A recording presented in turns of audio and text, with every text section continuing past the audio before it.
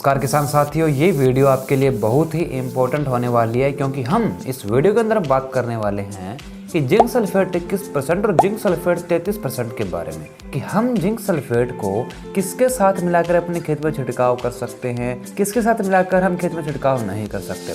तो किसान साथियों, आप वीडियो को एंड तक जरूर देखें क्योंकि वीडियो में बताई गई हर जानकारी आपके लिए बहुत इम्पोर्टेंट है। और जो किसान साथी हमारे वीडियो को पहली बार देख रहे हैं वो चैनल को सब्सक्राइब जरूर कर लें। किसान साथियों, सबसे पहले हम बात करते हैं डीएपी और जिंक सल्फेट 21 और 33% के बारे में। क्या हम इन्हें मिला के अपने खेत में डाल सकते हैं या नहीं? तो किसान साथियों, आप डीएपी और जिंक सल्फेट को मिला के कभी भी अपने खेत में नहीं डाल सकते क्योंकि जिंक सल्फेट और डीएपी आपस में कभी घुलनशील नहीं होते। अगर हम इन दोनों को मिलाकर अपने खेत में डाल देते हैं तो किसान साथियों, हमारे फसल को ना तो डीएपी से फॉस्फोरस मिल पाती और ना ही जिंक सल्फेट से जिंक मिल पाती।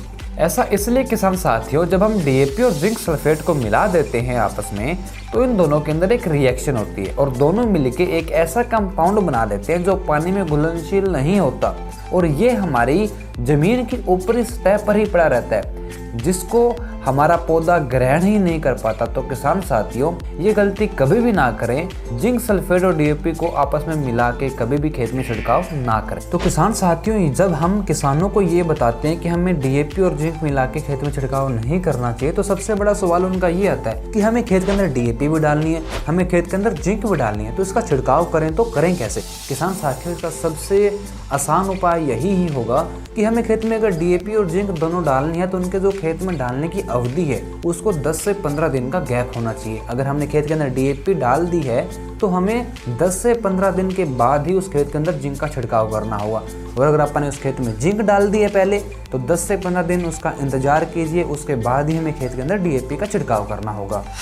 तो चलो किसान साथियों, बात करते हैं क्या हम यूरिया को जिंक सल्फेट 21% और जिंक सल्फेट 33% के साथ मिला के खेत में छिड़काव कर सकते हैं या नहीं कर सकते। तो किसान साथियों, हम यूरिया के साथ में जिंक सल्फेट 21% हो या फिर जिंक सल्फेट 33% दोनों को मिला के खेत में छिड़काव कर सकते हैं। ये अच्छे रूप से घुलनशील होता है, पूर्ण रूप से घुलनशील होता है। किसान साथियों, जैसा कि आप जानते ही हैं कि जब हम खेत के अंदर यूरिया का छिड़काव करते हैं तो यूरिया के अंदर जो नाइट्रोजन होती है वो नाइट्रेट के अंदर बदल जाती है और कुछ ही समय के बाद पौधा उसको अब्जॉर्व कर लेता है, उसको ग्रहण कर लेता है। और जब हम यूरिया के साथ में जिंक सल्फेट का भी छिड़काव करते हैं तो पौधा नाइट्रोजन के साथ में जिंक को भी अच्छे से ग्रहण कर लेता है, जिससे हमारे खेत के अंदर जो जिंक की कमी होती है वो सबसे जल्दी से जल्दी पूरी हो जाती है और पौधे के अंदर जो फुटार होती है वो हमें काफी अच्छे से देखने को मिलती है। तो किसान साथियों, इस वीडियो को देखने से हमें ये पता चलता है कि हम यूरिया के साथ में जिंक सल्फेट को मिला के छिड़काव कर सकते हैं और डीएपी के साथ में जिंक सल्फेट